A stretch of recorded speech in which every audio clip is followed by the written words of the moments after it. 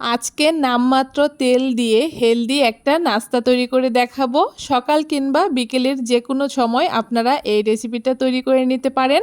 এই রেসিপিটা এতটাই হেলদি যে আপনারা রাতের ডিনারেও কিন্তু খুব সহজে তৈরি করে খেয়ে নিতে পারেন। আর এটা খেতে এত সুন্দর হয় যে আপনি একবার খাওয়া শুরু করলে আর শেষই করবেন না। কিভাবে তৈরি করেছি খুব সহজে দারুণ টেস্টি এই নাস্তাটা, আজকে সেই রেসিপি আপনাদের সাথে শেয়ার করব। নমস্কার বন্ধুরা, মন কিচেনে আপনাদের সবাইকে স্বাগত। আশা করি আপনারা সবাই খুব ভালো আছেন। আজকে অল্প পরিমাণে তেল দিয়ে একটা নাস্তা তৈরি করে দেখাবো। তার জন্য প্রথমে একটা বাটির মধ্যে ছোট একটা বাটি মেপে 2 বাটি ময়দা দিয়ে দিচ্ছি। আপনারা চাইলে কিন্তু এইখানে আটাও ব্যবহার করতে পারেন। তার মধ্যে স্বাদমতো নুন আর একটুখানি কালো জিরে দিয়েছি। আর তার সাথে 2 চামচ মতো তেল দিয়ে এখন খুব ভালো করে ময়দাটাকে সব কিছুর সাথে একসাথে মিশিয়ে একটুখানি ময়ান দিয়ে নেব। যতক্ষণ না খুব সুন্দর একটা দলা পাকানো যাচ্ছে ততক্ষণ কিন্তু একটু সময় নিয়ে ময়দাটাকে ময়ান দিয়ে নিতে হবে, তাহলেই কিন্তু এই নাস্তাটা খেতে একদম খাস্তা হবে। বেশ কিছুক্ষণ ময়দাটাকে মাখিয়ে আমি খুব ভালো করে ময়ান দিয়ে নিয়েছি। এখন এখানে অল্প অল্প জল দিয়ে একটা ডো তৈরি করে নেব। প্রথমেই কিন্তু অনেকটা জল ব্যবহার করা যাবে না, অল্প অল্প জল দিয়ে এই ডোটাকে তৈরি করে নিতে হবে, কারণ এই ডোটা কিন্তু খুব বেশি শক্ত আবার খুব বেশি নরমও হবে না। আপনারা দেখে বুঝতেই পারছেন ময়দাটা আমি কতটা শক্ত কিংবা নরম করে মেখেছি। এইভাবে করে বেশ কিছুক্ষণ হাত দিয়ে চটকে চটকে মাখিয়ে নেওয়ার পরে এখন ময়দাটাকে আমি ঢাকা দিয়ে রেখে দেব বেশ কিছুক্ষণ। এতে কিন্তু ময়দাটা খুব সুন্দর সেট হয়ে যাবে। ময়দাটা মাখিয়ে রেখে দিয়েছি। এখন এইদিকে আমি একটা আলুর পুর তৈরি করে নেব। তার জন্য উনানে কড়াই বসিয়ে দিয়ে পরিমাণ মতো সরষের তেল দিয়ে দিয়েছি। তবে খুব বেশি তেল ব্যবহার করব না, এখানে মোটামুটি 2 চামচ মতো আমি সরষের তেল ব্যবহার করেছি। তেলটা গরম হয়ে যাওয়ার পরে এখানে ফোড়নে 5 ফোড়ন দিয়েছি আর তার সাথে 2টো শুকনো লঙ্কা কুচি করে কেটে দিয়েছি। মশলাটা একটু ভেজে নেওয়ার পরে এখানে থেতো করে রাখা আদা আর কাঁচা লঙ্কা দিয়ে দিয়েছি। আদা কাঁচা লঙ্কাটাকে দিয়ে একটুখানি নেড়েচেড়ে নিচ্ছি যাতে আদার কাঁচা গন্ধটা চলে যায়। আদা কাঁচা লঙ্কাটাকে ভেজে নেওয়ার পরে 1 মুঠো মতো চীনাবাদাম আমি এইখানে গুঁড়ো করে নিয়েছি। বাদামটা যেহেতু আমি কাঁচা ব্যবহার করেছি তাই এইখানেই আমি বাদামটাকে দিয়ে দিচ্ছি যাতে বাদামটা হালকা একটু ভাজা হয়ে যায়। তবে আপনাদের কাছে যদি ভাজা বাদাম থাকে সেটা কিন্তু লাস্টে ব্যবহার করবেন। বাদামটাকে হালকা একটু ভেজে নেওয়ার পরে উনানের আঁচটাকে কিন্তু এই সময় একদম কমিয়ে দিয়েছি। এখন মশলার মধ্যে এখানে হলুদ, নুন আর এখানে ধনের গুঁড়ো দিয়েছি। আপনারা চাইলে কিন্তু লঙ্কার গুঁড়োও ব্যবহার করতে পারেন। এখন মশলাগুলোকে একটু সময় নিয়ে উনানের আঁচটাকে কমিয়ে একটুখানি ভেজে নিচ্ছি।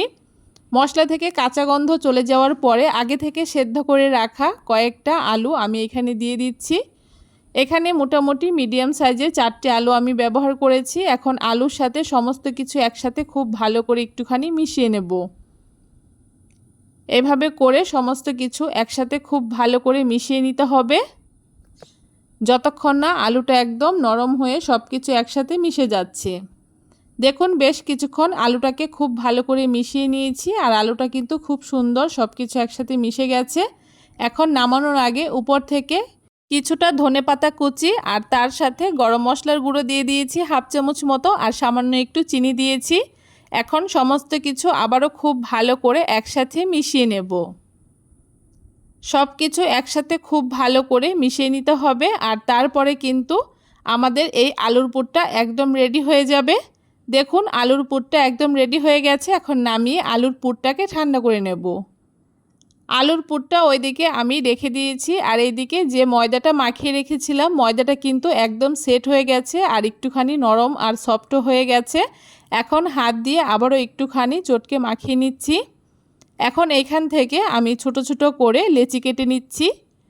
এইখানে সবগুলো লেচি আমি একই সমান করে প্রথমে তৈরি করে নিচ্ছি, তাহলে কিন্তু সবগুলো নাস্তা একই সমান হবে, দেখতেও সুন্দর লাগবে।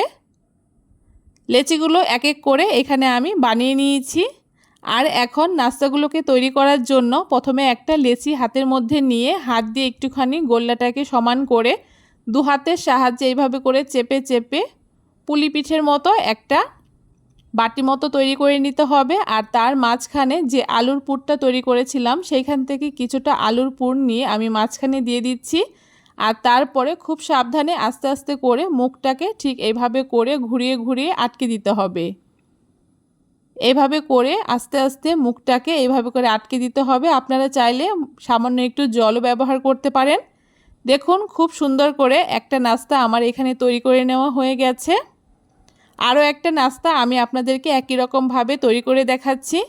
খুবই সহজ পদ্ধতিতে কিন্তু এই নাস্তাটা তৈরি করে নেওয়া যায়। তবে আপনারা চাইলে আপনাদের পছন্দ মতো যে কোনো শেপ দিয়ে নাস্তাগুলোকে তৈরি করে নিতে পারেন। একই রকমভাবে মাঝখানে পুরটাকে দিয়ে এইভাবে করে মুখটাকে চেপে চেপে আটকে দিচ্ছি।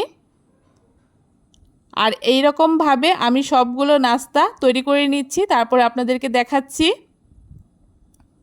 দেখুন এখানে সবগুলো নাস্তা আমার তৈরি করে নেওয়া হয়ে গেছে আর দেখতে কতটা সুন্দর লাগছে। এখন নাস্তাগুলোকে আমি ভেজে নেব। তার জন্য এখানে আমি একটা আপ্পাম প্যান নিয়েছি। এখন আপ্পাম প্যানের মধ্যে অল্প অল্প করে মোটামুটি হাফ চামচেরও একটু কম পরিমাণ করে তেল দিয়ে দিচ্ছি।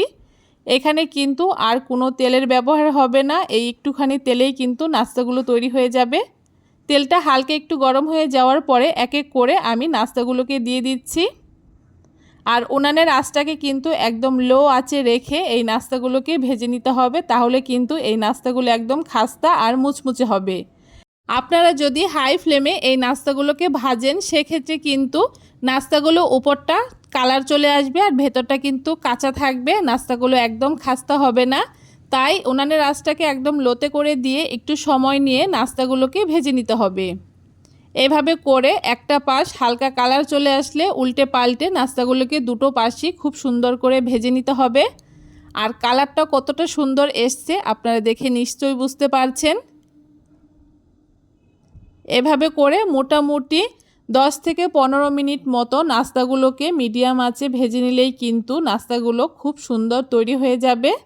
নাস্তাগুলো আমার একদম রেডি হয়ে গেছে, এখন নামিয়ে নিচ্ছি। আর নাস্তাগুলো কতটা খাস্তা হয়েছে দেখে নিশ্চয়ই বুঝতে পারছেন। এক এক করে নাস্তাগুলোকে আমি তুলে নিচ্ছি। সবগুলো এখানে আলুর নাস্তা আমার তৈরি করে নেওয়া হয়ে গেছে, এখন নামিয়ে নিয়েছি। আর একটা নাস্তা আমি আপনাদেরকে ভেঙেও দেখাবো এর ভেতরটা কত সুন্দর হয়েছে আর কতটা খাস্তা হয়েছে। আপনারাও কিন্তু খুব সহজে অল্প তেল দিয়ে এই নাস্তাটি তৈরি করে খেয়ে দেখতে পারেন, ভীষণ সুন্দর হয় খেতে। বাচ্চাদের কিন্তু আপনারা টিফিনেও এই রেসিপিটা বানিয়ে দিতে পারেন। একদম হেলদি উপায়ে এই নাস্তাটি আপনারা খুব সহজেই তৈরি করে নিতে পারবেন। কেমন লাগলো আজকে খুব সহজ পদ্ধতিতে দারুণ সুন্দর অল্প তেল দিয়ে তৈরি করা এই নাস্তার রেসিপি অবশ্যই কমেন্ট করে জানাবেন। আজকের এই ভিডিওটা ভালো লাগলে সবার সাথে বেশি বেশি করে শেয়ার করে আমার চ্যানেলটাকে সাবস্ক্রাইব করে দেবেন।